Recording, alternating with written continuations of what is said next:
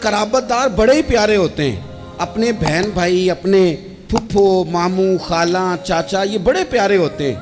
لیکن حضرت سیدنا ابو بکر صدیق نے نا بہت ساری اہل بیت کی محبت کی باتیں ہو رہی تھی تو ایک جملہ کہہ کے باب بند کر دیا، کہنے لگے میں ابو بکر صدیق ہوں، مجھے اللہ کی عزت کی قسم، مجھے اپنے ہر رشتے سے زیادہ مدینے والے محبوب کا رشتہ عزیز ہے، ہر رشتے سے زیادہ، حضور کے ہر قرابت دار۔ حضرت ابو ہریرہ فرمایا کرتے تھے جب بھی حسن حسین کا نام لیتا ہوں میری آنکھوں میں خود بخود آنسو آ جاتے ہیں۔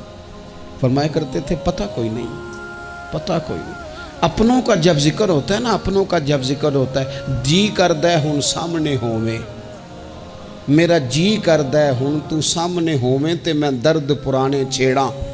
اپنے جب ہوتے ہیں تو پھر نا فرق جذبات پر بندہ قابو نہیں رکھ پاتا۔